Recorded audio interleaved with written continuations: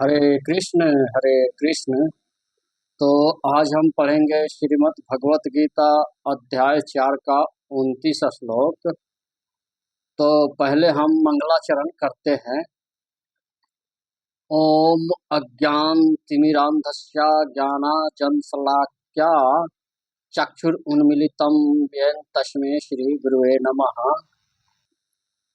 वक्षाकल्पतरुभ्यः कृपा सिंधुभ्य एवं च पतितान पावनेभ्यो वैष्णवभ्यो नमो नमः। श्री कृष्ण चैतन्य प्रभु नित्यानंद श्री अद्वैत गदाधर श्री वासादि गौर भक्ता वृंद। हरे कृष्ण कृष्ण कृष्ण हरे हरे, हरे राम राम राम हरे हरे। तो अब हम शुरू करते हैं अध्याय 4 का 29 श्लोक। अपाने जुहवती प्राणा प्राणस्पन तथास्परे प्राणापान गति रुद्धवा प्राणायाम परायणः अपरे नियतहारा प्राणापानेषु जुह्वति। यहाँ पर श्री भगवान बता रहे हैं अन्य लोग भी है जो समाधि में रहने के लिए श्वास को रोके रहते हैं। प्राणायाम ये अपान में प्राण और प्राण में अपान को रोकने का अभ्यास करते हैं और अंत में प्राण अपान को रोककर समाधि में रहते हैं।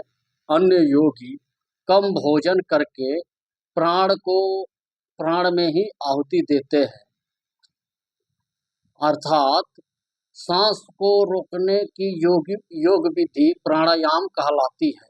प्रारंभ में हठ योग के विविध आसनों की सहायता से इसका अभ्यास किया जाता है। ये सारी विधियां इंद्रियों को वश में करने तथा आत्म साक्षात्कार की प्रगति के लिए संयुक्त की जाती है। इस विधि में शरीर के भीतर आयु को रोका जाता है जिससे आयु की गति की दिशा उलट सके। अपान आयु निम्नगामी अधोमुखी है और प्राणवायु ऊर्ध्वगामी है। प्राणायाम में योगी विपरीत दिशा में श्वास लेता तब तक अभ्यास करता है जब तक दोनों आयु उदासीन होकर पूरक अर्थात सम नहीं हो जाती। जब अपान वायु को प्राणवायु में अर्पित कर दिया जाता है तो इसे रेचक कहते हैं। जब प्राण तथा अपान आयुओं को पूर्णतः रोक दिया जाता है तो इसे कुंभक योग कहते हैं। कुंभक योगाभ्यास द्वारा मनुष्य आत्मसिद्धि के लिए जीवन अवधि बढ़ा सकता है। बुद्धिमान योगी एक ही जीवन काल में सिद्धि प्राप्त करने की इच्छुक रहता है, वह दूसरे जीवन की प्रतीक्षा नहीं करता। कुंभक योग के अभ्यास से योगी जीवन अवधि को अनेक वर्षों के लिए बढ़ा सकता है, किंतु भगवान की दिव्य प्रेमा भक्ति में स्थित रहने के कारण कृष्ण भावना भावित मनुष्य स्वतः इंद्रियों का जितेंद्रिय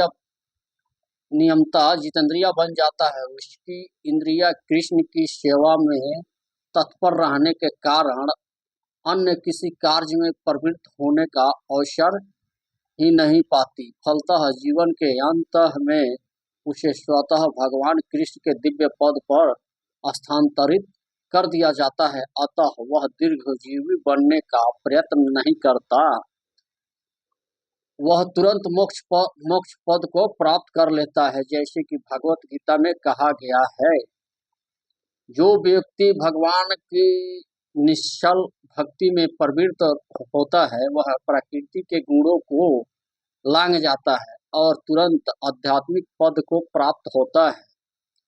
कृष्ण भावना भावित व्यक्ति दिव्य अवस्था से प्रारंभ करता है और निरंतर उसी चेतना में रहता है। अतः उसका पतन नहीं होता और अंततः वह भगवत धाम को जाता है।